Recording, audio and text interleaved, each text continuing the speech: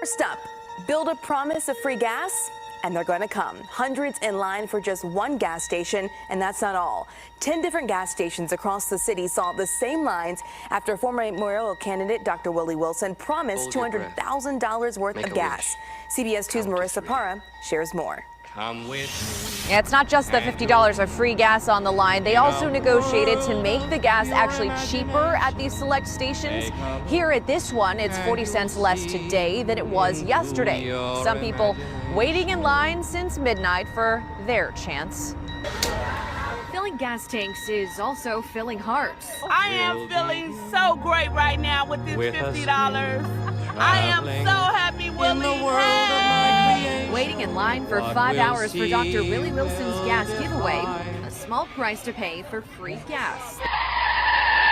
$1 million in free gas up for grabs in 2 days, but some suburbs don't want to be a part of it. CBS 2's Jermont Terry is live in Bronzeville. Jermont, you spoke to businessman Willie Wilson tonight about the pushback.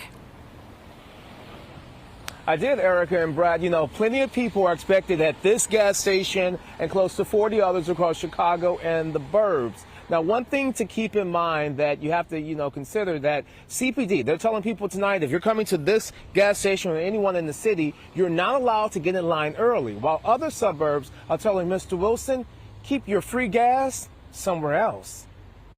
What started out as 50 gas stations is quickly dwindling down. Philanthropist Willie Wilson prepares to give drivers $50 worth of gas each for a combined total of $1 million. Well, I'm doing it to help others.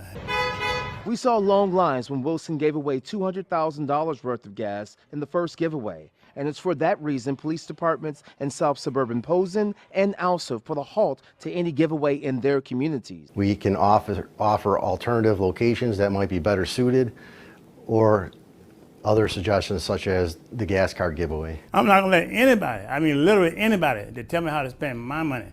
If they wanna do something, spend their own money and go out and do it. Tuesday night, Wilson said if people are willing to sit and wait, then there's a need, adding he won't rule out a third gas giveaway. I'm probably gonna have to do it again because gas prices are supposed to go up.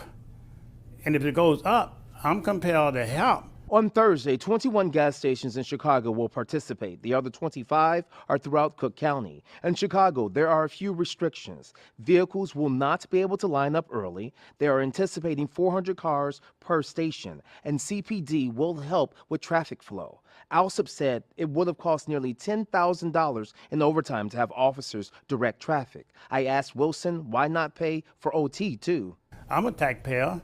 I pay a lot of taxes for a lot of years, So no, I'm a citizen. Now, Wilson says he's also hiring more than 200 people to help pump gas at this BP and the others around the city and burbs. For a full list of the gas stations that are participating, just head over to our website at cbschicago.com. Reporting live in Bronzeville tonight, Jermont Terry, CBS 2 News. Jermont, thank you.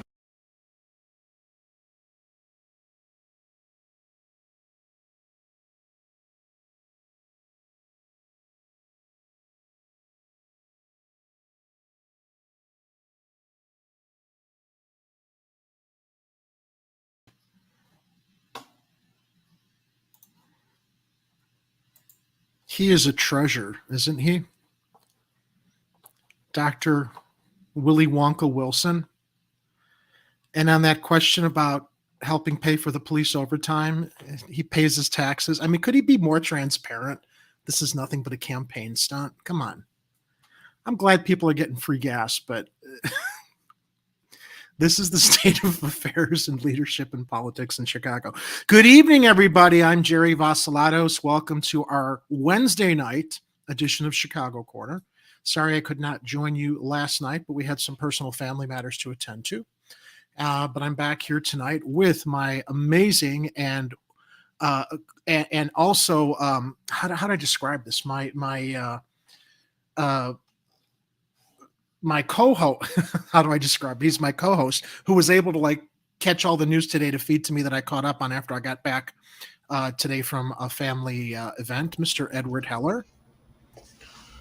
Ed's not here right now. He's trying to save the city by making sure that everybody knows that Willie Wilson is giving out free gas. And, there are a few good people in this city, Jerry. There's still good people here. You don't say. Chicago isn't beyond saving.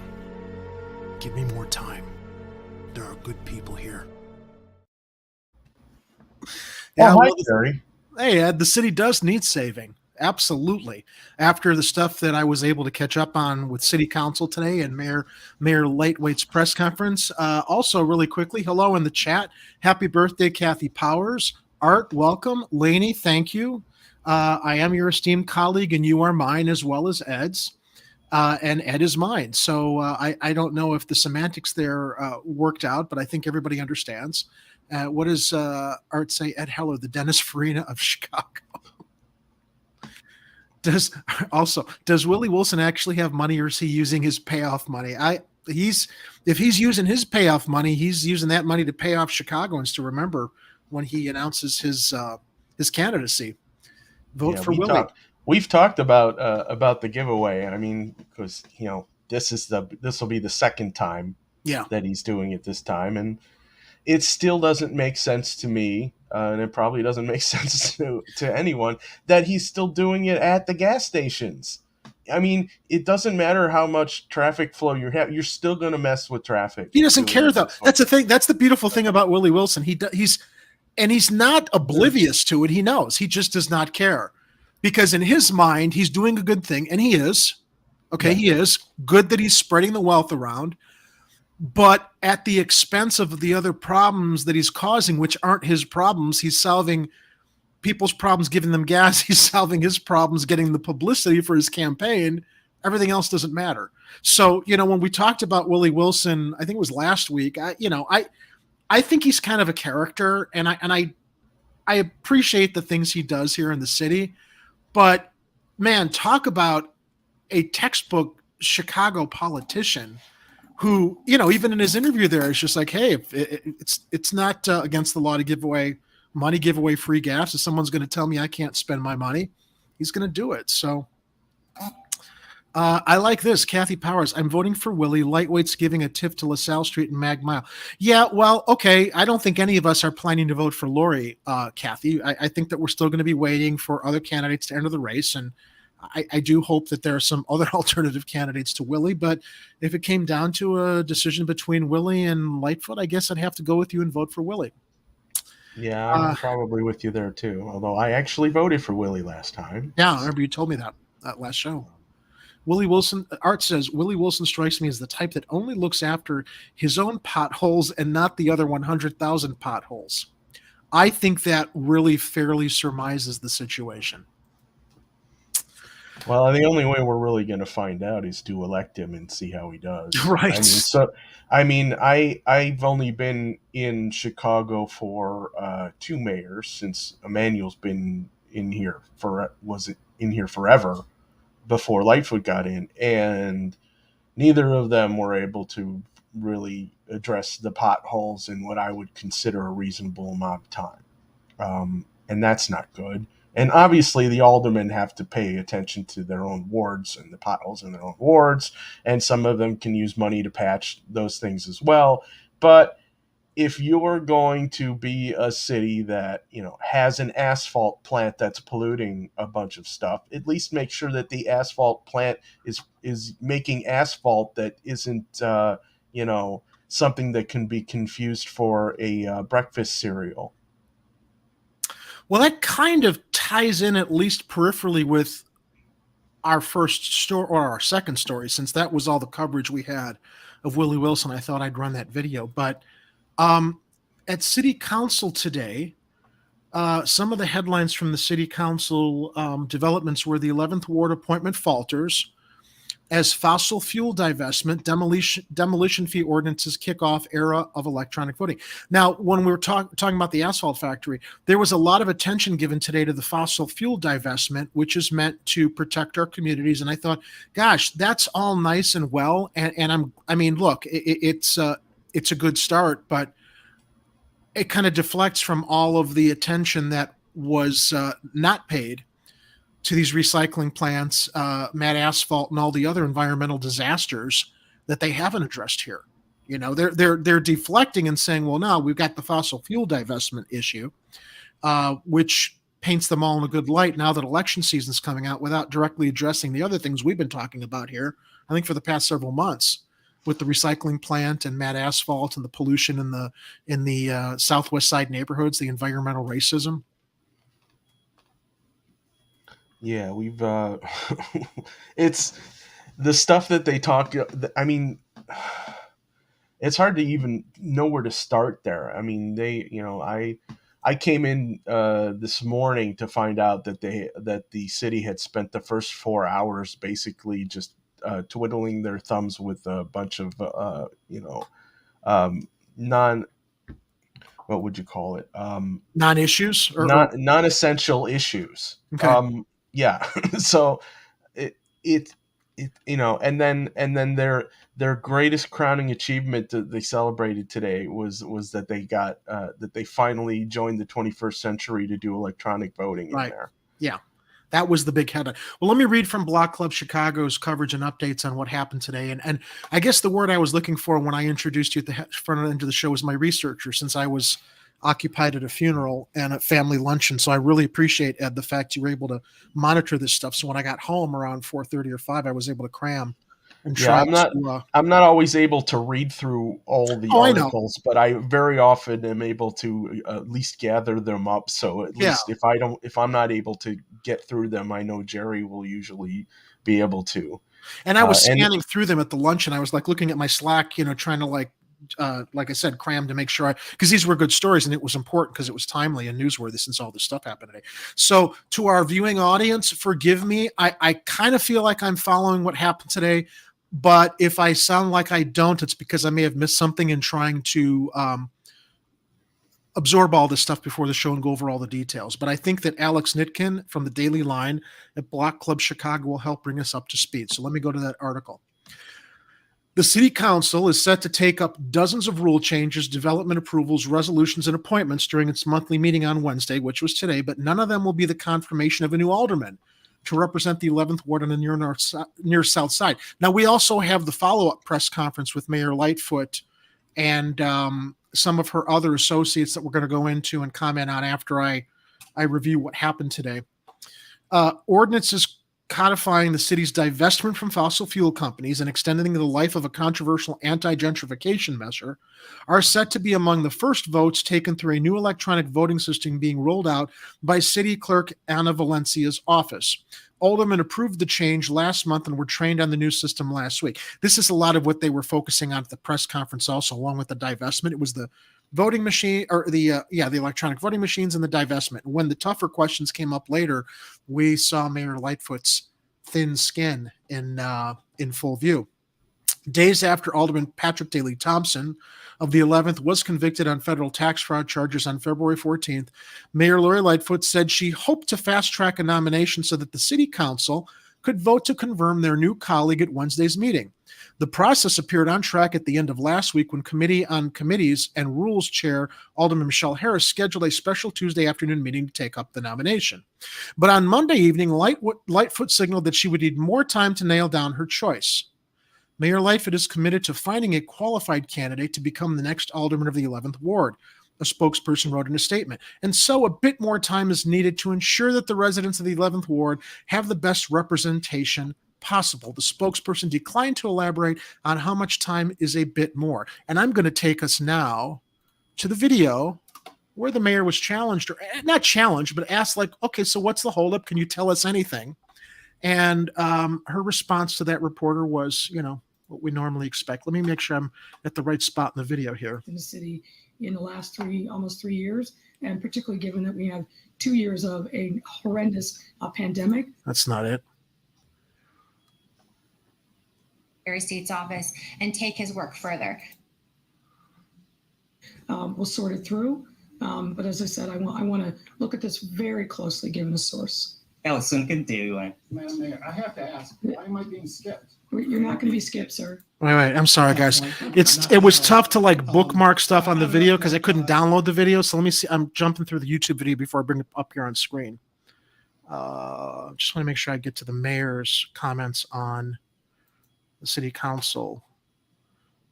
appointment. away in various parts of the city and suburbs from my Willie Wilson. Do you have any thoughts on whether... Oh, boy. Okay, so that was... Hang on. Stand by, everybody. Please, sorry. City for decades to come. Thank you. And now we're happy to take your questions. Thanks a lot, Mayor. We'll start off with Aaron Haggerty. Here we go. Daily Line. Go ahead, Aaron. I'm just wondering, what has been the delay in selecting the 11th Ward Alderman? Are there too many candidates to consider? We needed more time. Issues with any of the candidates? We needed more time. And I'm guessing you'll have to schedule a special city council meeting to approve that alderman? You'll when we're ready, we'll announce it, and then we'll take the appropriate action to make sure that we present the candidate before. She doesn't know any explanations. They have a deadline of April 14th to confirm the choice. And she can't even share any possibilities or who they're looking for, what's important in that ward. For the full city council. Tamon Bradley, WGN. I think she was Do you have another one? Yeah. Can you say anything about the short list of candidates that the selection committee sent to you? Like what the makeup of those applicants are? No, I don't think that would be appropriate. When we're ready to discuss it, we'll definitely let you know. But we'll talk about the electronic voting and the divestment. But as far as transparency goes, you're not owed an answer. We're not going to give you one. Tamon Bradley. I have one more on that. Is it correct that you have to appoint someone by April 15th? Is that your understanding? I think that the deadline is, I don't have the precise date. I know it's 60 days from the time of the vacancy. So I think that's roughly, give or take a day or so, probably about right. So that you have to do it by then. Okay. Can I ask a question of the clerk, please? Yeah, sure. All right, let's take her off. So yeah, that was her response to the question about replacing Patrick Daley Thompson. The next regular, okay, so the state law made Thompson ineligible for public office the moment he was convicted. On March 15th, the mayor's office released the names of the 27 people who sent in applications. They included multiple candidates with law enforcement backgrounds, like former Fraternal Order of Police leader Patrick Murray, and some with ties to the Daley political organization. Big surprise, including Denise McBroom, who was Thompson's chief of staff. But the mayor has faced considerable pressure to appoint an Asian American candidate to the post. As the that had to be what the reporter was talking about. Yeah. As the 11th ward is virtually guaranteed to be redrawn to incorporate a majority Asian American constituency before the next round of elections in 2023. So the applicants include multiple Asian American candidates, including firefighter Donald Dunn, United Airlines executive Nicole Lee. Do we really want a United Airlines executive as an alderman? Isn't she busy with her work at United Airlines? That's just bizarre. It's like, what qualifies you to suddenly become an alderman when you've got those professional responsibilities? I mean, I guess with most of them being attorneys, I know they've got other responsibilities, but I don't know. That just seems like an interesting application. Attorney Munith Hoan and Chicago Park District employee Wade Chan. I would think someone who's a Park District employee might have a little bit more time on their hands to manage their wards, but what do I know? Just my opinion. The Sun-Times reported Tuesday that the selection committee presented Lightfoot with two finalists, including one Asian American candidate. Lightfoot acknowledged in a news conference last month that there's a lot of interest in picking someone who's Asian, but she stopped short of making any commitments, saying she's going to pick someone who I believe is going to serve that community the best. What do you think, Ed? Do you think she's going to pick an Asian American, or you think she's going to someone who's just loyal to her? That's the way the wind is blowing, but nobody knows really where she's going to go with this. She just keeps delaying the actual decision, and who knows if she's actually taking the time to actually evaluate, or has already chosen someone and is just running down the clock. No, Catanzara didn't apply as if he'd ever have a chance with Lightfoot selecting him, but I'm surprised he didn't, just for the publicity. All right, so additionally on Wednesday, the council was set to take up a resolution for immediate consideration to create a new special committee for a casino selection to be chaired by Alderman Tom Tooney. We'll get to that in a moment. That's one of our stories coming up later after we talk about the fossil fuel divestment ordinance and other city council business. The following citywide ordinances and resolutions that were scheduled for final votes and were approved at today's meeting were an ordinance forbidding the city from investing approximately $6.7 billion in assets, with a list of major fossil fuel companies. The fossil fuel divestment ordinance, which is sponsored by Alderman George Cardenas, Alderman Scott Waguespack, Alderman Maria Hodden, and Alderman Daniel Espada, requires the Treasurer's Office to develop a written investment policy with a list of the top companies that are coal, oil, and gas reserve owners ranked by the potential carbon emissions embedded in their reserves. The ordinance would only apply to direct city investments and would not restrict bond proceeds held by city trustees or any of the city's 4 pension funds. However, City Treasurer Melissa Conyers-Irvin has already divested more than $70 million in city-issued bonds from companies her office has identified as coal, oil, and gas reserve owners, according to her office.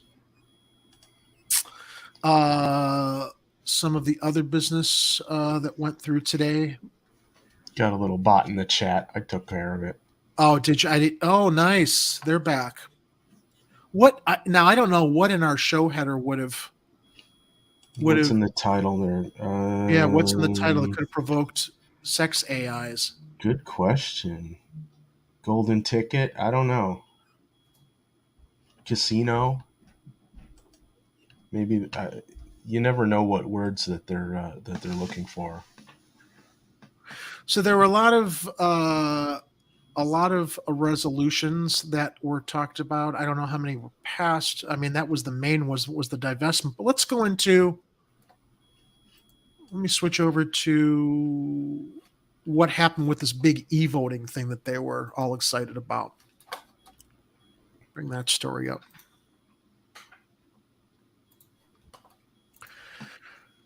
The electronic voting system is part of a larger modernization of city council business. Alder people also approved a $1.67 million settlement for Mia Wright, who was beaten by police at Brickyard Mall in 2020. $1.67 million. All right. This is reported by Justin Lawrence. City Council leaped into the 21st century with a rollout of an electronic voting, but not without some hiccups. Alder people used personal tablets to electronically cast their votes for the first time Wednesday, abandoning the old-fashioned yelling of A or nay and lengthy roll call votes recorded by hand that made it difficult for Chicago residents to track how their Alder person was voting. Okay, I'm all for technology, but technology can break down.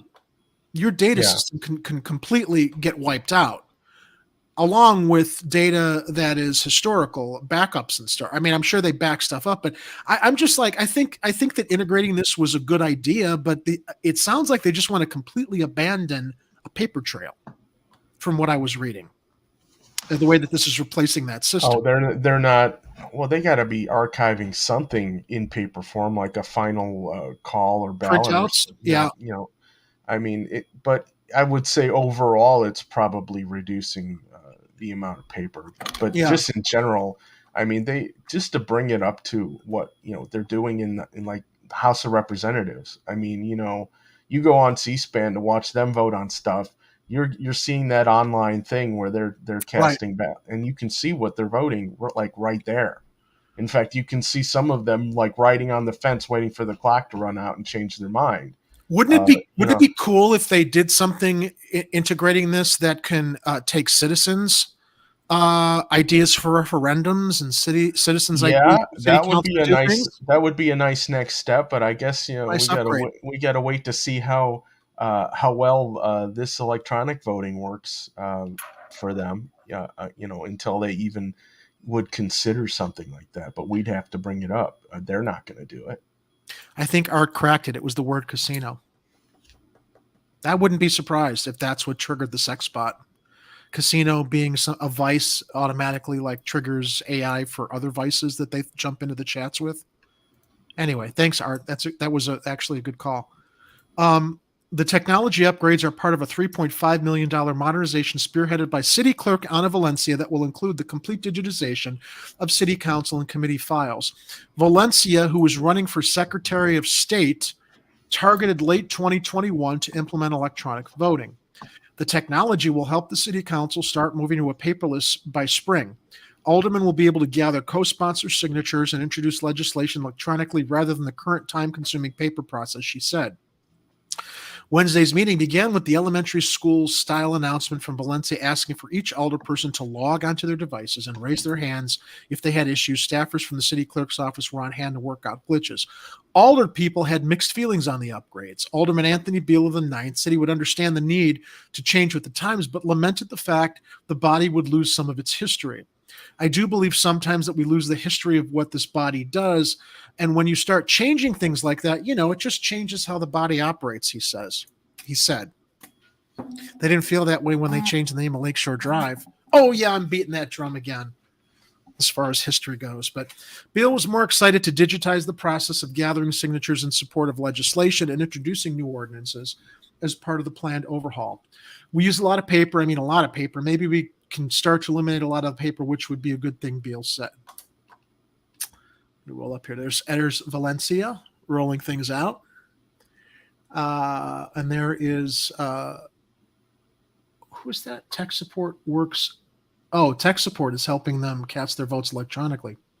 Others were ready to leave history behind. One of the things that COVID has taught us is that a lot of times the city was delayed in its approach to technology, said veteran Alderman Leslie Hairston, so we needed to get our act together. Freshman Alderman Rosanna Rodriguez Sanchez said she was surprised by the archaic system that greeted her in 2019. Why are we stuck in the Stone Age, she asked. I think the processes are going to be a little bit more streamlined now, but I know that it's going to take a little bit of time. Former Alderman Joe Moore, I was surprised that he showed his ugly face. This guy I remember was borderline like Jim Gardner is, as far as like the lack of respect he had for people who would criticize him on social media. And I was one of them. Back in the days when Moore was an alderman, I would criticize stuff he was doing on Facebook. And this guy struck back at me a couple of times. I'm like, that's really not behavior becoming of a city council person. But I don't think that he actually engaged in direct retribution against his constituents, but he didn't like when people called him out on stuff. But he was there today, and he served on city council from 1991 to 2019 and was in attendance Wednesday, said it was more inertia than anything else on why it took so long for the body to adopt the process. Once they get the bugs out, I think it'll speed things up, especially on some of the controversial measures where they vote on the item, then they vote on a motion to reconsider and all that, he said. More importantly, at least generally positive about it then. Yeah. Some of them can see the value in this. Yeah. Well, we will see the value ourselves as we go to the casino store because we got to see how people voted on that. Yes. Once they get the bugs out, I think it'll speed things up, especially on some of the controversial measures where they vote on the item, then they vote on a motion to reconsider and all that, he said. More importantly is that the voters will know right away how their alderman voted, as we will see. And that some aldermen are probably not happy about that. That's true, too. So I guess, it's like, oh man, they're gonna see how I voted. That is a good thing. Right away. Checking some stuff in the live chat here. Kate, you should see the zoning that just happened over by me. They divided a 40-foot lot into a 19-foot lot and 21-foot lot. The most gerrymandering you'll ever see. It's ridiculous. Developers rule here. What else was handled today? The council approved a settlement for a woman battered by police at Brickyard Mall. And we had shared this story, I think, last month. After a vote was blocked last month, City Council voted 34-13 to pay $1.67 million to Mia Wright, who was violently dragged from her car by Chicago police officers and left blind in one eye in a chaotic attack caught on video. Right? Can you imagine? Like, I can't imagine to be left blind on top of it by police officers who just decide they're going to batter you this way, and she wasn't doing anything. Wright filed the lawsuit after being attacked by officers May 31st outside Brickyard Mall, 2600 North Narragansett. They were profiling. And it was because it was during the riots, so the cops just assumed anybody there that might be shopping not away from their neighborhoods were there to cause trouble. After narrowly clearing the City Council's Finance Committee in February, Aldermen Ray Lopez, Silvana Tabares, Felix Cardona, and Nick Sposato used a stall tactic to block a vote on the ordinance until this month. Wright said she had gone to Brickyard Mall to shop for birthday celebration the same day peaceful protests over George Floyd's murder gave way to looting and property destruction around the city in 2020. Wright saw the mall was closed and started to head home when at least 10 officers swarmed her car, screaming profanities and beating their batons on the windows. Video shows. Several bystanders filmed the encounter, which showed officers breaking the windows of the car and dragging Wright out by her hair. Officers also pulled a male family friend from the car. Wright said she struggled to breathe and feared for her life. She feared for her life, while an officer forced her to the ground and knelt on the back of her neck. Now, these aldermen who were stalling this, Lopez, Tabarez, Cardona, and Sposado, their reasons for stalling it were they said, well, this is going to give anybody an excuse to like file a lawsuit against the city. This is a rightful lawsuit. Why would you want to prevent anybody from filing a rightful lawsuit when they're attacked and battered this way? But, it was the police, and I believe that they're more, they lean more towards pleasing law enforcement than actually worrying about citizens who might decide to go shop at the Brickyard Mall outside their own neighborhoods. City Council also approved an ordinance forbidding approximately $6.7 billion in city financial assets from being invested with major fossil fuel companies, which you talked about a moment ago. Another ordinance approved Wednesday, introduced by Alderman Gilbert Villegas of the 36, bars people charged with or convicted of treason from doing business with the city. The final version also prevents people convicted of hate crimes from doing business with the city. Well, that's not a bad idea. Yeah, they lumped it, but it's a little bit of a ridiculous ordinance, though. And they're lumping together hate crimes and treason. And if you're, first of all, we all know hate crimes are crimes, so it's a little redundant. Yeah. And then also treason. If someone's convicted of treason, the least of their problems is getting to do business with the city. This just seems like something that's wasting a lot of time. Well, Kathy asked, do you think lightweight is requiring loyalty oaths? Maybe someone who commits treason would yeah, or is it someone who commits treason with the city of Chicago? Right. Is that what it is? Yeah. Because that's a whole other thing. Yep. Absolutely. So let's talk about the casino story, though. Let me close these windows, and here we go. Lightfoot's going to get what Lightfoot wants. Lightfoot accused of stacking the deck on Chicago Casino Committee. Now, here's where we're going to see that voting system was actually very advantageous and helpful today. After cutting the list of potential sites to 3, Lightfoot rammed through a resolution creating a special committee led by Zoning Committee Chairman Tom Tooney of the 44th with soup to nuts jurisdiction over all matters within the jurisdiction related to the establishment of the casino. She was accused of stacking the deck by creating a special city council committee to make all decisions related to the Chicago casino and filling that committee with members of her hand-picked leadership team. After narrowing a list of potential Chicago casino sites from 5 locations to 3, Lightfoot rammed through a resolution creating the casino committee led by Zoning Committee Chair Tom Tooney, Black Caucus Chair Jason Irvin. 20th will serve as vice chair. The final vote was 35-12. Let me zoom that in here. 35-12. And this wasn't the only vote on that either. I can't remember which alderman. One of the other aldermans was trying to expand the committee membership to all of the aldermen in order to stop her from creating her cherry-picked committee.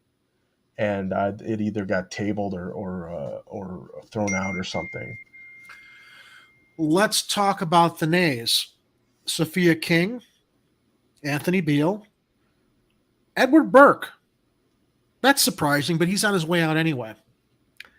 Raymond Lopez, Jeanette Taylor, Michael Rodriguez, Byron Siccho Lopez, Rosana Rodriguez Sanchez, Carlos Ramirez Rosa, Andre Vasquez, Matthew Martin, Maria Hodden. It happened after a substitute proposal by Anthony Beale to create a committee of the whole on a Chicago casino was shot down by a vote of 29 to 19. Okay, yeah, that's what it was. Yeah.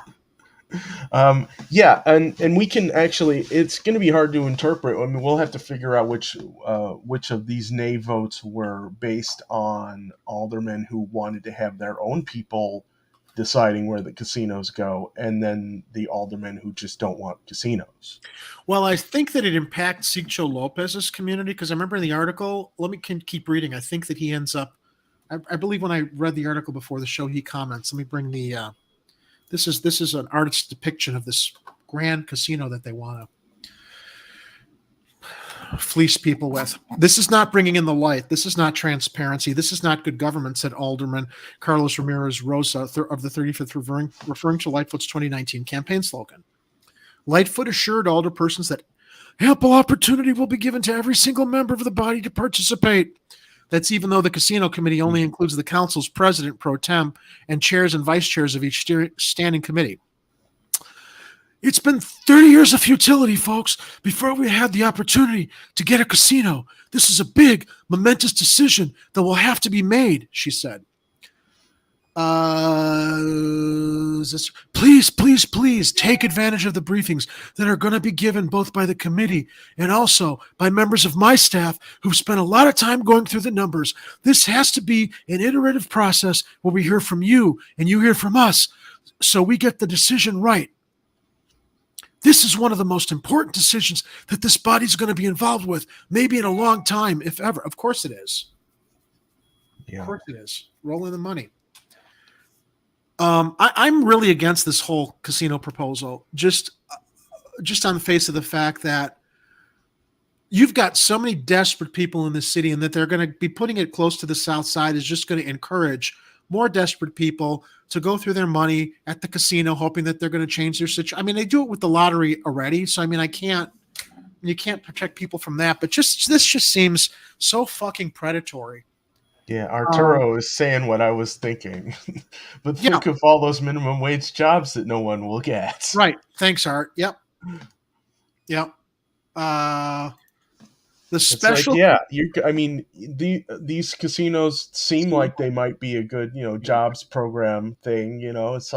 But there's only going to be so many jobs. It's a cash cow for the city, and it's a cash cow for the city, like the traffic cameras are. Does the tollway system also feed some money into the city? That's supposed to go towards roads, but I doubt it. Given I was doing some research on how much is collected each day at the toll roads. Of course, I didn't write it down because I was juggling the other stories, but it just blew me away. And this was from a 2016 study, 2016 reporting of how much the toll, and we're going to get into the tollways also, because that was another thing that was talked about today. The special committee's soup to nuts jurisdiction will include everything from zoning, licensing, permitting, land use, and the building code issues to contracting, security, environmental, and public health issues, along with financial and budget considerations, tax incentives, public health, pedestrian, and traffic safety. Here it is. Alderman Byron Sigcho Lopez of the 25th believes the fix is in for a casino at the South Loop site in his ward known as the 78, and that what he calls the stacked deck committee will only ratify that choice. This seems like a rush job that the mayor is pushing with chairs and vice chairs who rarely deviate from the mayor's decisions. We can expect the mayor to make this choice unilaterally without consultation of local alderpersons or the advisory committee or community leaders that the mayor appointed to ride herd over development at Roosevelt and Clark, Sigcho Lopez said. Yeah, she's just gonna bulldoze over this like one of Daley's bulldozers over Meg's Field. It's a great metaphor. She's just it's gonna be hell or high water. She's getting the casino. She's gonna do it the way she wants to. She's making it sound like it's going through some committee to make decisions. And even if the city council fights it, they won't. She's just going to take those old Daley bulldozers out of mothballs and plow the spot that she wants a casino to go in. I mean, look again at how many people approved of what she proposed. So no, they're not going to oppose her. I'm sure that there's money in it for everybody who decides to support her on this. Everybody's wards. It's, the loyalty is going to be rewarded.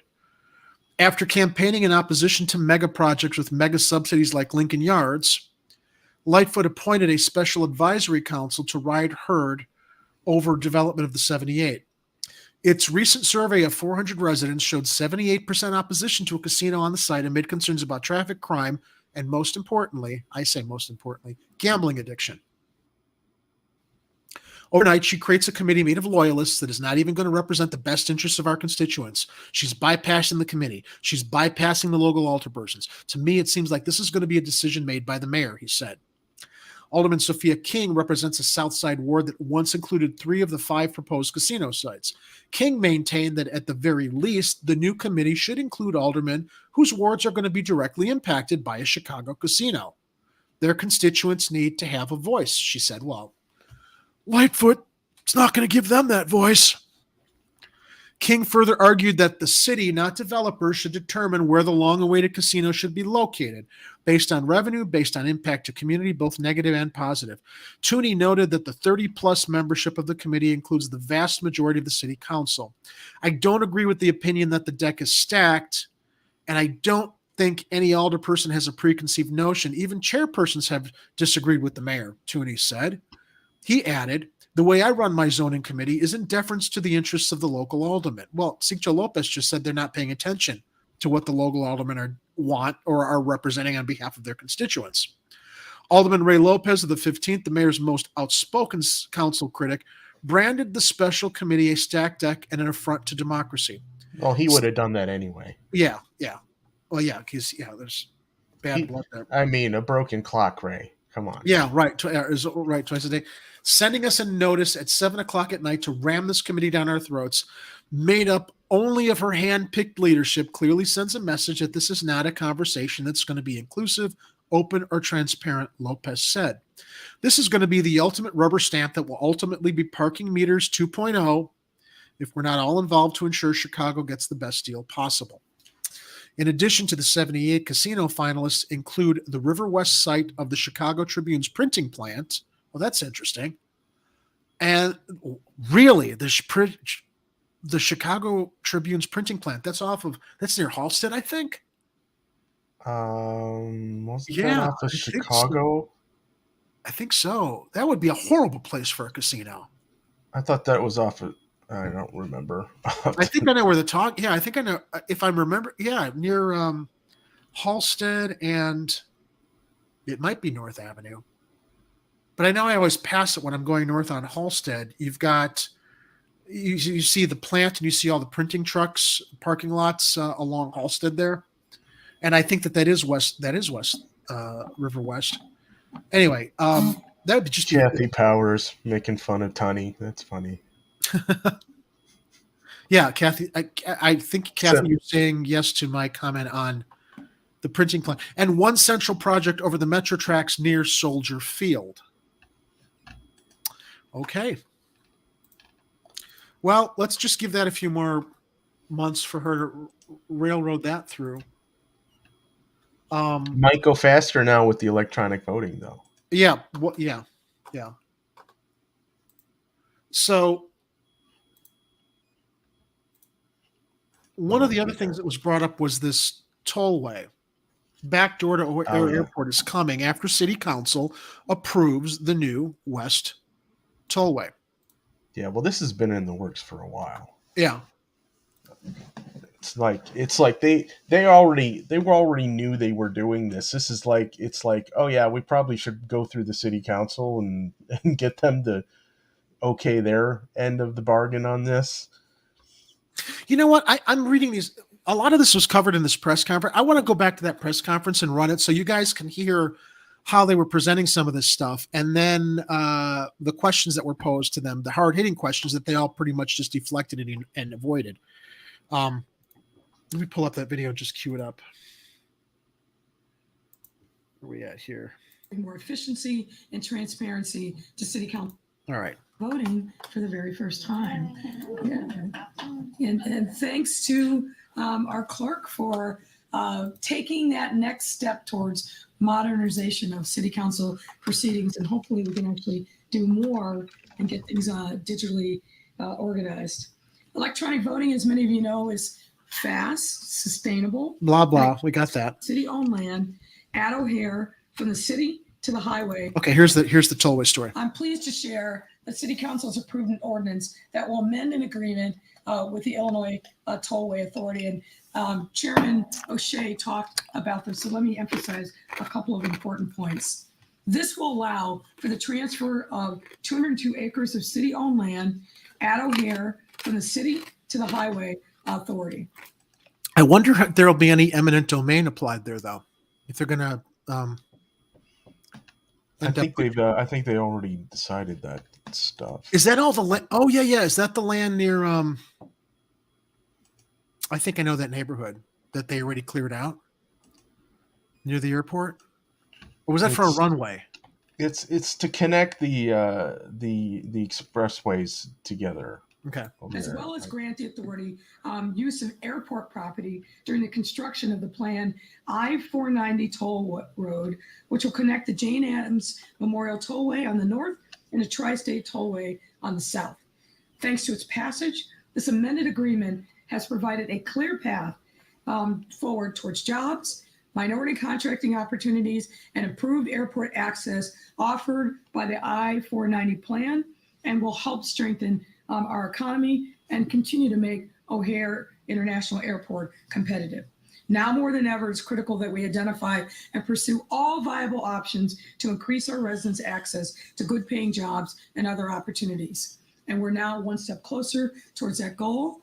And Jamie Reed will talk more about that in a moment. But I want to thank her publicly and her team. They do a tremendous job every day. And this is just one of many, I think, really groundbreaking goal of ensuring a clean energy future for Chicago and the rest of our planet.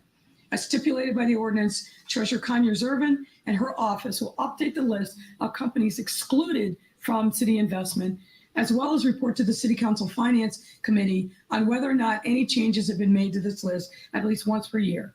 Okay, so once again, this was a step in the right direction, but it kind of like completely ignores all of the other business recycling and manufacturing plants that are already polluting neighborhoods all across Chicago. That's where I just thought this is like kind of funny. It's like, okay, yeah, you can go and do your victory lap on this, but what about the other stuff people have been complaining about that's actually creating that kind of environmental impact on the community as well as people living in the city?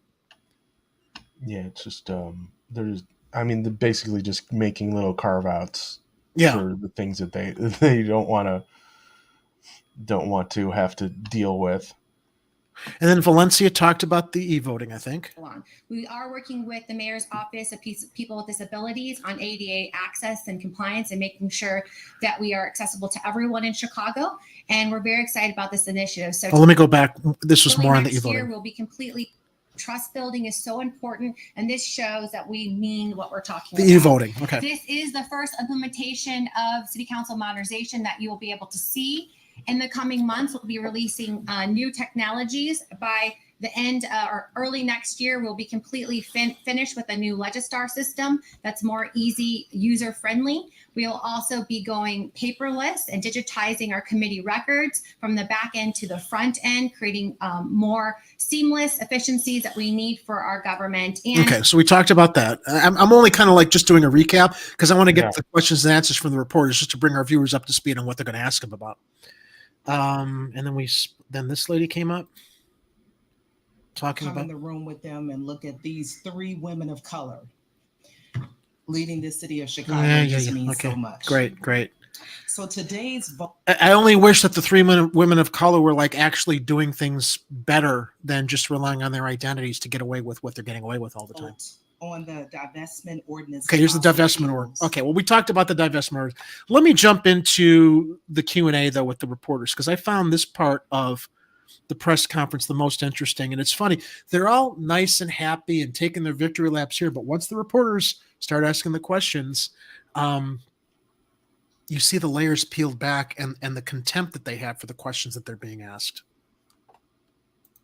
Alderwoman Tabares introduced an ordinance banning the spouse or family members of elected officials from lobbying the government. She says I think this was great because this had nothing to do with the city council proceedings today, but because Valencia was there and a reporter had an opportunity to ask about this, because let me also set this up, because also prior to this press conference today, and this was another story I was going to talk about, she made some honest mistakes on her ethics statements. So this is what she's being asked about by the reporter, and he kind of goes into what those ethics questions were about. In direct response to word that your husband has been lobbying the city. What's your reaction to that? Well, I have tremendous respect for the legislative process and the city council, and whatever ordinance they come out with, I will certainly abide by and respect. I will have to say that I do believe this is a political tool that my opponent has tried to use in the middle of a primary conveniently. Of course it is. Let's forget about the ethics questions and just blame the other side that's bringing attention to it for political. Well, it could be two things. It could be. It could be. But the fact that she's dodging it instead of head on saying, yeah, I understand that there could be an ethics question here, and maybe my husband and I ought to explore this, or maybe we should consider it more. She's just divorcing herself from it. She's just completely sidestepping it because it is an issue. There's a huge conflict of interest here that she just does not want to face or be accountable for. To distract from the questions he has failed to ask about his dealings on Wall Street, who his clients were they coal clients working in coal manufacturers? Were they gun manufacturers? We still don't know, and his website went down.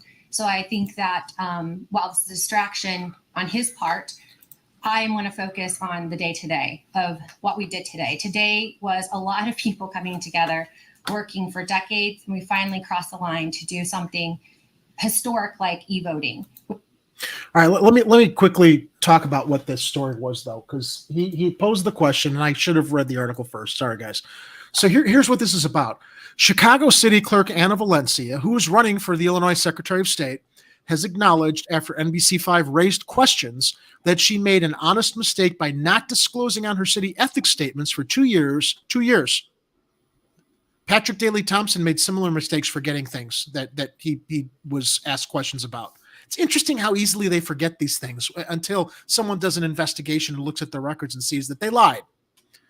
That her husband, Rayad Kazmi, okay, maybe not lied, covering it up, not disclosing it, forgetting about it, was a lobbyist for clout-heavy Monterey Security. NBC5 learned that in her 2020 and 2021 statements of economic interest, Valencia did not disclose Kazmi's lobbying work and failed to report his income. Monterey Security, which started with Santiago Solis, the brother of former Alderman Danny Solis, has received millions of dollars in city contracts over the years at Soldier Field, large COVID-19 vaccine facilities, as well as assisting police during civil unrest of 2020. Okay, important work, but connect the dots. Shortly after Kazmi's contract with Monterey began, Valencia reached out to the company's CEO for help to land new sports partners for her City Key program that replaced the former municipal ID. After our questions, and this is coming from NBC5, Valencia amended the financial disclosure forms and also added 3 other companies that her husband is a lobbyist for that does city business: Black Dog, Chicago Commons, and National Youth Advocate Program. It turns out Kazmi in 2020 did not disclose on his state lobbying forms Monterey Security or Black Dog. Business as usual, right? Oops. They investigated. I guess we're going to have to answer these questions. She didn't count on anybody looking into this stuff. Should Valencia become Secretary of State, she would oversee lobbyists, including statements of economic interests. All right, so let's go back to the questions at the press conference. I'm going to back it up just a little bit so we can kind of hear her response again. And his website went down. So I think that her comments about this is all a political attack by her opponent. Really? So while we're in the middle of that attack, let me throw some mud back at you. Right, exactly. Instead of addressing the fact that, yeah, there's a conflict of interest here and maybe coming up with a logical explanation for it, which we'll never get because there is no logical explanation. She's exploiting her position with her husband there. I want to focus on the day-to-day of what we did today. I want to deflect. A lot of people coming together. Yay, they came together. We finally crossed the line to do something. Her voice is cracking. where we are creating transparency and accessibility. Transparency, yeah, like NBC5 did investigating her. That's what I've done. I've shown up to work and do the work of the people. Yeah, there's a little bit of hypocrisy. Craig Delmore, WBBM. This one's for Mayor Lightfoot. Tomorrow morning will be another gas giveaway in various parts of the city and suburbs by Willie Wilson.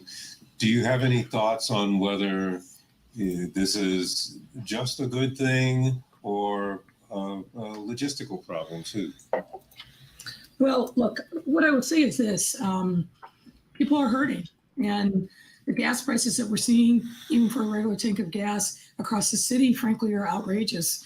I saw when I was on the South Side a couple of weeks ago that a tank of regular gas was going for about $5 a gallon.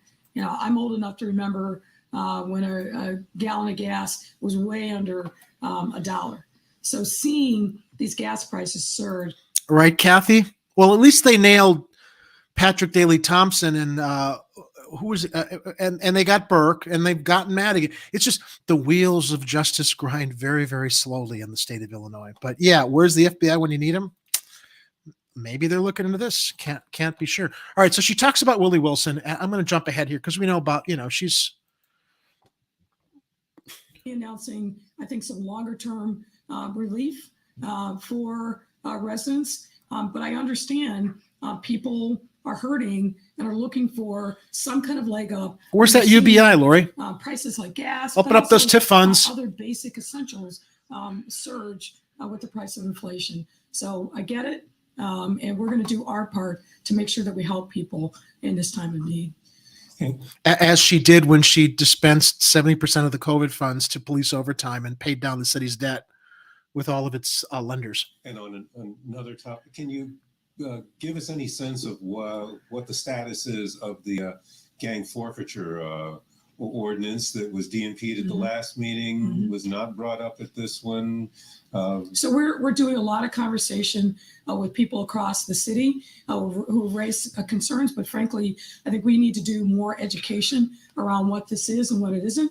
And when we, I think, finish that work, then we'll bring it back before the city council. And as you may recall, it was DNP'd at our request. I'm hoping that those town halls where she gets some feedback from the citizens across the city might contribute to that conversation. 2 different years, and you did make corrections. There's actually a third instance where you also Okay, we're now back to Valencia's conflict of interest. I love that they just kept hammering her. admitted in 2019. He was compensated then by Monterey. Monterey received a charter network contract in 2019. Will you be correcting that one as well? I have talked to the Board of Ethics, and everything that I needed to amend, I have amended. As soon as I found out that we had made a mistake, a human error, I amended that day, and all of my paperwork is with the Board of Ethics. But perhaps you need to look again at 2019. I feel very clear. I talked to the Board of Ethics, and we have amended everything that I needed to amend, and I followed all the rules and regulations that were set forth. While you react, She's giving name, rank, and serial number. don't you think it's a good idea to Here it is. Here it is. eliminate any kind of hint of favoritism by keeping lobbyists who are spouses Don't you think it's a good idea? Simple question. Answer it. away from city business? Well, my husband and I have very different careers. You know, he has his own thing, I have mine own. We support each other in different ways, but So is that a yes, it's a good idea? Or no? Or a no? She's not going to answer it because there's a lot of money there that they're making with their political relationships in their marriage. and we'll continue with that. I think that looking at what happened with Madigan and other ethical behaviors before our time, really Ethical behaviors. and these kind of political tactics also makes people not want to be in politics, not want to trust us. And what I'm about is building that trust and showing up in our communities and doing things like e-voting where I'm a good person. I'm virtue signaling. I show up in the communities. I do good things. I'm not going to answer your question. I'm not going to acknowledge that this really looks like shit. We have been brought up in this culture of the Chicago machine where one hand washes the other. Yep. and we know what's going on, and We know doing what's going on. favors for people and nepotism and all this other stuff is just baked into the brownie that they invented here in Chicago. So it's just so hard for them to disconnect from that even the people who say that they're trying to do good are still dealing with the conflicts of interest and maybe not even realizing that they're doing it. But at this point, she knows she's caught. She's just doing damage control. AG, yes. Actually, they have grilled Pelosi like this in D.C., but she dismisses them there too. So, Kathy, are we forcing her to divorce? No. I think we're raising the question, perhaps your husband should not be lobbying the city on behalf of these people that the city is giving all these contracts to by virtue of it's clear that there's a relationship there. I mean, there have to be some rules and reforms there that prevent these people from personally profiting off of the fact that they're married. No, we shouldn't force them to get divorced, but there need to be rules in place that prevent this kind of stuff, because it's the same with her. It's the same with all these city council people with their relationships. They're all personally profiting. What was it? There was this like old saying I remember. I think I heard Jack Nicholson quoting this phrase, the rules of Solomon. So long as a public official is not personally profiting from what their positions are in government, personally profiting financially, let them do what they want to do behind closed doors, whether they're having their affairs, their relationships. But the moment that they personally profit is the moment you got to put light on it. I think he was quoted as saying this when he was talking about playing Jimmy Hoffa in the Danny DeVito movie that he directed about Jimmy Hoffa. Reason Jimmy Hoffa was elevated and respected by his rank and file was because, well, eventually he did kind of personally profit. It was suspected, but in the beginning, he tried to hold himself to a high standard. And Nicholson was saying that in behind the scenes, that at a certain point, Hoffa that's why he had that respect and loyalty. But the moment he started doing deals is when he got dirty and crooked. And that contributed a lot to his downfall as a leader. And this also applies to politicians. The moment that you start financially profiting is the moment that, everything else is out the window. You got to be accountable for that. And Kathy says the laws are there. Yeah, of course they are, and they're not enforced. If the FBI is in a relationship with the contractors, no investigation. FBI is also corrupt. Yeah, we know they are. I don't yeah, they are, JR, in many cases, but then why did they decide to narrow it on Burke and Madigan is my question. I mean, there've got to be some good FBI that decided to focus on these guys. Anyway, let me go back to the news conference. Unless, Ed, you have any comments before we continue? I don't have much more to add to this. I mean, we know it's hard to break out of this corruption cycle because we've just been in it for so long. And hold people accountable. So I am ready for openness and transparency. I've sure she is. Character integrity my whole career, and I'll continue to do so as Secretary of State. I don't think Secretary White would have endorsed me. And maybe going back to Kathy's comment, do we expect them to divorce? No, but she doesn't have to continue serving in public office then. Maybe that's the compromise. Or he doesn't have to lobby. Right.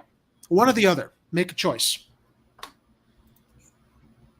I did not have the character and integrity, heart for people, compassion for people, and also know that I was ready to do this innovation and technology that we need at the Secretary of State's office and take his work further. So I feel really good where we are, and I'm open to see what the City Council will put before us.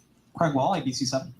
Mayor, first of all, here we go. I would clarify. Yes, I can remember the gas prices. I think 27 cents. Oh, no, this isn't it. I had to jump ahead.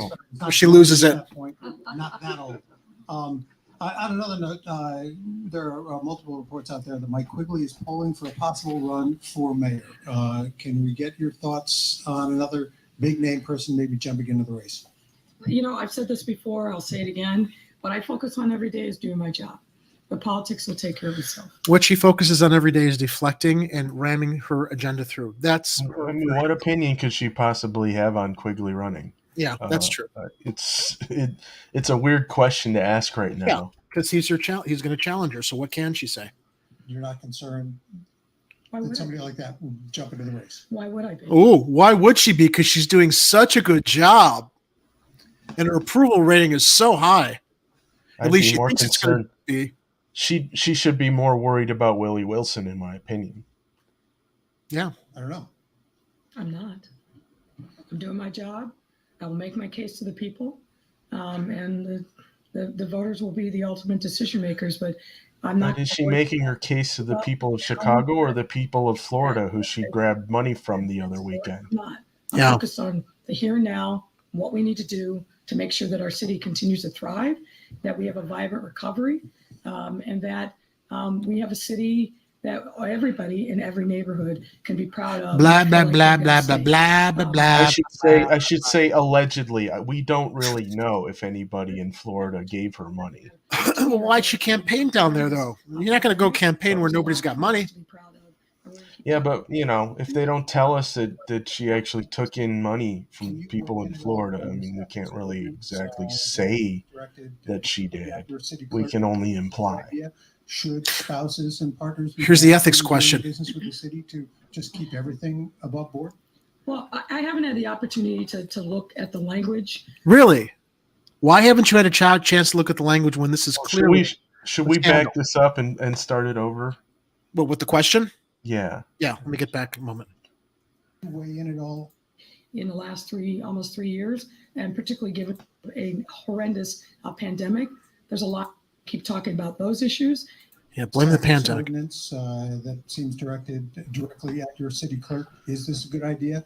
Should spouses and partners be banned from doing business with the city to just keep everything above board?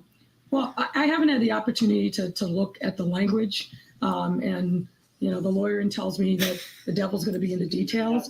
But sir, I'm talking. Okay, could you? Here we go. Are you done? Yeah, I'm sure you are. Sorry. So let me try again, since we got interrupted by somebody who felt like they needed to talk while in the middle of someone talking. We have like a little rules and courtesy here. Okay, so I got to say something real quickly here. I'm going to interrupt her. All right. You could do a lot of goodwill for yourself by not coming across as like a stone cold bitch the way she is here. That's not disrespect to the mayor, but she takes it that way. Okay. The way that she addresses people, everybody is supposed to have some respect for the mayor's office, the mayor's position, but the way she talks down to people this way is why people can't stand her. She knows nothing about how to engage people, and she could have very eloquently just kind of smiled and said, can I continue? But she likes to cut people off at the knees. She likes to just lord over people, and this is a big problem with the way she runs the city, as we just saw with the casino. Yeah, she seems to like to admonish. Yes, absolutely. And this is the whole thin skin thing again. It's just like, have a little bit more fucking grace at a press conference where a moment ago you were smiling and joking, and then suddenly look at her eyes. It's like fucking daggers going through this guy because somebody dared say something while she was talking. Look, I do this here on the show. I sometimes speak faster. I'm thinking faster than I can speak, which is why I sometimes talk over people. It's not a matter of being impolite or being rude. I have to catch myself and pace myself. It's a simple mistake, but man, oh man, she takes it so personally to the degree where she's just got to make an example of somebody during a press conference. Yeah. Sir. William, you gotta stop. Okay, let me try for the third time, and maybe you'll let me talk this time. As I said, I have not read the text of the ordinance, and I'll do that. But I will tell you, I'm a little concerned that the chief sponsor has been a handmaiden of Mike Madigan. So we're going to look at that really, really close. A handmaiden of Mike Madigan. It's my understanding Valencia had some business with Madigan also in the past. So this whole let's throw Madigan under the bus now, and anybody who's doing business with him now, as this is just a political attack, is such calculated political bullshit. Closely. I think, we have collectively, I think, a track record of being above board when it comes to ethics. And as I said, really? Details. we'll sort it through. But as I said, I want to look at this very closely given the source. Alex Simkin, Daily Line. Madam Mayor, I have to ask, why am I being skipped? You're not going to be skipped, sir. Okay, thanks. You say so. Mayor, the select committee on the casino created in this vote today would be, if I'm not mistaken, the 20th City Council committee. Some of the existing committees rarely meet. I guess why not send this proposal through zoning or economic development, an existing committee, and do you worry about aldermen sort of being weighed down with all of these different Well, the reason that I think it makes most sense for us to have a short-term temporary committee to deal with the casino, because if we broke it up into little parts, it would go to 4 or 5 different committees. And rather than do that, like have a committee that's larger, composed of chairs and vice chairs, and people can weigh in one fell swoop. It's not going to be unlike, and I think you heard this from Chairman Tunney today, what's happened, for example, with the budget committee. People can weigh in, and they should. This is a very big, important decision. Every single member of the city council will have more than ample opportunity to participate, obviously, in the public engagement, the briefings, and then the committee hearing or hearings that will come once a final respondent is chosen to be the one that we want to submit to the IGB. When you say 3 or 4 different parts, you mean like 3 or 4 different parts? You mean like the development aspect of it? I think I said 3 or 4 different committees. If you just put this together, there'd be a zoning piece, there'd be transportation, relicensing. There's arguably a piece of budget, finance. Rather than have it separated out into lots of different pieces, we're going to have it in one committee led by Chairman Tunney, because the lion's share of the work we anticipate will be through the zoning committee. It just makes sense for government efficiency to have it in one place. And then, but wouldn't it have made sense to use the existing committees and get representatives from each of those committees to form that committee instead of just handpicking the ones that are on your team? Let me step back a moment because I just looked up the NBC story about Valencia's ties to Madigan. Remember, she just said that she's questioning these ethics questions because it comes from a Madigan handmaiden. This was reported by Marianne Ahern March 15th last week. Anna Valencia's Secretary of State campaign faces criticism over ties to Madigan organizations. So how do you want it, Lori? When Anna Valencia's campaign is facing criticism, and then while former Illinois House Speaker Mike Madigan is facing federal corruption charges, he is still a Democratic committeeman, and those with ties to the former speaker helped several candidates get onto the ballot in the petitioning process, including Secretary of State candidate Anna Valencia. Politico says it was much more difficult to get the required signatures this year because the process was moved to January rather than September, with the weather causing some issues. Another problem is voter anger with the political landscape in Illinois, and Democratic strategists say those issues made experienced signature getters even more valuable this time around. For Valencia, her campaign collected way more signatures than were required. With nearly 20,000 obtained, only 6,500 signatures were required to get on the ballot in the race to replace incumbent Secretary of State Jesse White, who will retire after his term concludes. Strategists say that Valencia's campaign received help in circulating petitions from groups with ties to Madigan's organization. It also included help from Mike Casper, the Valencia campaign's attorney, who is one of Madigan's closest aides. Alderman David Moore, one of Valencia's opponents, Mr. Lakeshore Drive himself, has criticized her campaign for its affiliations with Madigan's organization.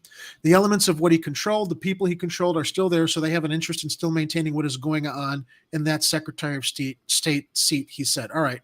Once again, that broken clock, Ed. With Madigan's federal charges looming, ethics are becoming a hot-button issue in the race to replace White. Alexi Janulius responded to the former speaker's indictment by noting that one of the Secretary of State's jobs is to oversee registrations as lobbyists. Anyway, going back to Lightfoot calling out Valencia's opponent as a handmaiden of Madigan is absolute, utter bullshit when you consider the ties that Valencia has with members of Madigan's organization. It's the beginning of a process, not the end of a process. Multiple members of city council, all city council members who care. Although I heard today that some people didn't want to be a part of it, which is kind of interesting. But anybody who wants to weigh in will be able to weigh in. And then just quickly for Commissioner Reed, if you could clarify the timeline on the West Access project, when folks can actually expect to use that. I think Alderman O'Shea said something about 20. I want to hear this prediction. I do believe that they're already let contracts. They've already started some construction. The majority of the construction in the south is what needs to be done. But I think what I have heard from the tollway, and again, this is their timeline. They're doing the construction. It'll be somewhere around 2026. 2020. So that's the story I read said 2025, but okay. 3 years. Do you know that the Jane Byrne interchange, Ed, has taken longer to construct than we were in World War II?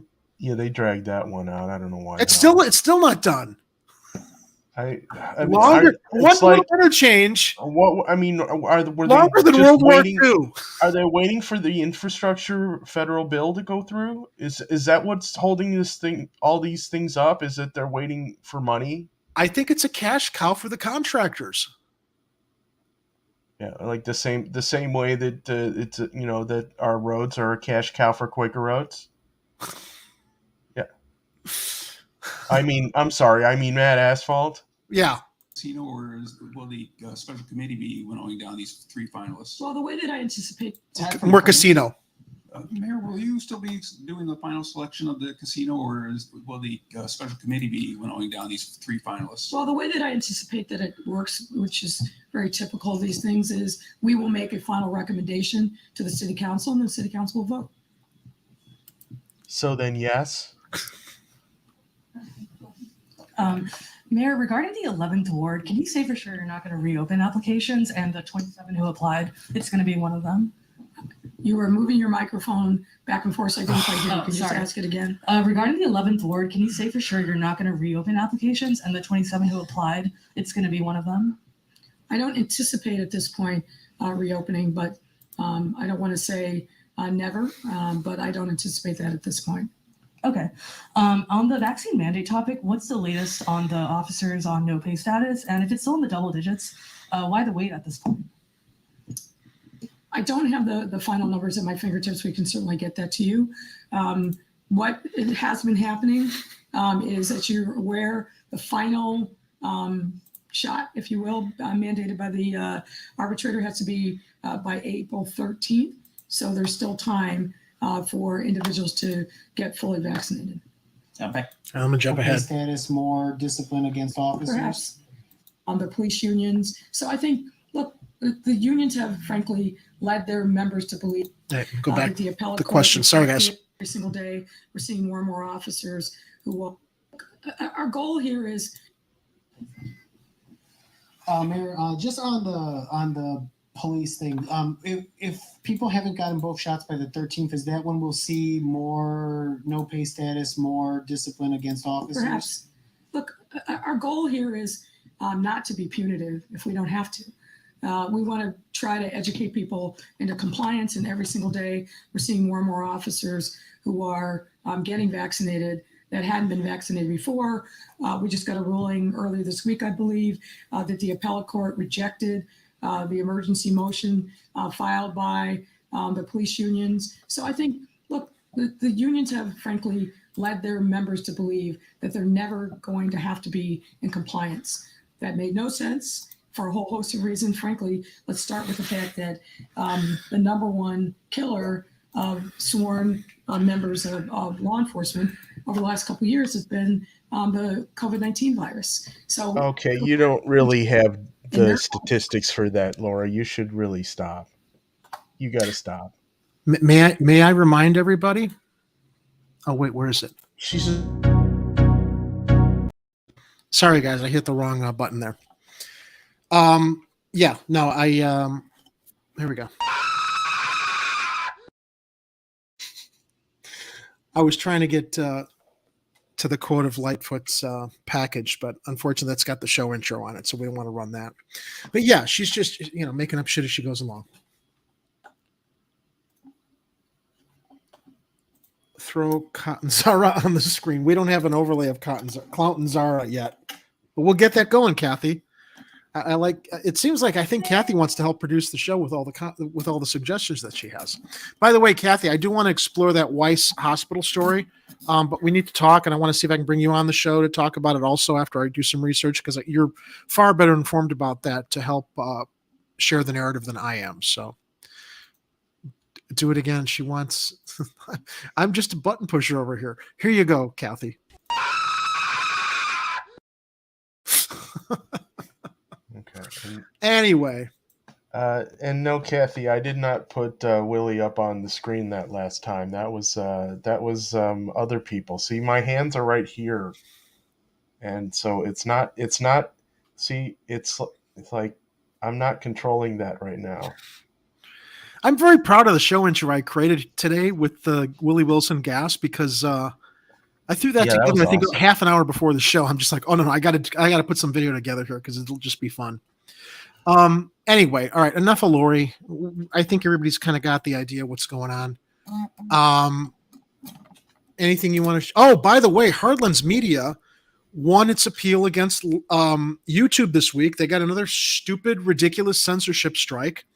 And I want to congratulate Kit and Daniel and everybody over at HLM on the national side. They appealed to YouTube, and again, these goddamn AI algorithms are knocking shows off the air that are not violating any standards that YouTube puts forth for all of our independent news broadcasters. So I know that Kit was pretty upset about it. Thankfully, I think that they have a contact there now, Ed, that they are able to approach faster than other broadcasters to get the channel restored, because you did get at least the process is a little faster now. Yeah.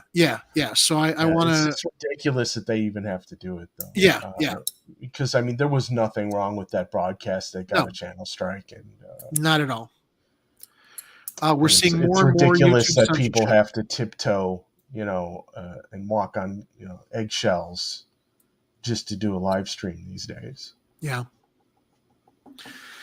So that's the state of Chicago this week, everybody. I don't know if there's anything you want to share, Ed, before we bring the show to a close. Not too much to share other than if you want to make Chicago-style pizza at home, go to realdeepdish.com, and I will type that into the thing here. Let's see, can I type today? And yes. No, wait, I forgot one little thing. While Ed adds that link. There it is. Okay. realdeepdish.com, and you learn how to make Chicago-style deep dish pizza at home. It's really easy. Get yourself a cake pan and follow the recipe at home, and it's really easy to do, and it's delicious. And you can always support the show by ordering flavor-improving mugs. Ed, what are they? They're the mugs that improve flavor, Jerry. So it makes a nice gift. You can drink your coffee or whatever else you imbibe in when you're watching Chicago Corner to make the news a little bit more palatable. So, Ed, thanks for curating those stories today so I could jump on it when I got home earlier tonight. Always a pleasure to see you and have you contribute. Happy to throw some news stories your way, Jerry. Appreciate it.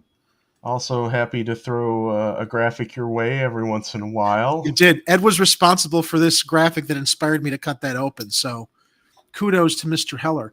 Are you going to go out and try to get some free gas tomorrow? Well, I don't currently have my car, so that's going to be a difficult feat. That would be. But if my car wasn't in the shop right now, I probably would have made an effort to get some free gas. Yeah. I'm kind of on the fence about it. I mean, I don't need free gas. Thankfully, I can pay my bills. But just in the spirit of, I don't know, taking advantage of someone who wants to like give out free money to campaign for himself. I don't know. Maybe I'll. I just don't want to go deal with like the long lines and stuff. Because literally, you'll probably be burning as much gas sitting in line as they're going to fill your tank. The thing is that it's going to be slightly different from last time. It's not just going to be a bunch. I mean, obviously, there's going to be. You got to expect some traffic jams. But what they did is they told everybody, look, there's going to be about 400 tickets. Like those golden tickets. That they're going to hand out at each of the gas stations that they listed on Willie Wilson's Facebook page. He posted a graphic for that, for all the stations that are participating. And they're going to have people out directing traffic, And so it hopefully won't be as much of a traffic nightmare impact that the last one was, although he is giving out, $1 million worth of gas this time. So Yeah. it's gonna be available to more people, but it's also going to be at more gas stations. So we'll see what happens tomorrow. The news channels that have available camera crews are going to be all over this with their little, they'll have their B-roll of the people getting in line or getting the tickets handed out at the gas stations, and we'll get to see some of that footage probably on Friday's show. Yeah, we'll definitely cover what happens tomorrow. All right, everybody.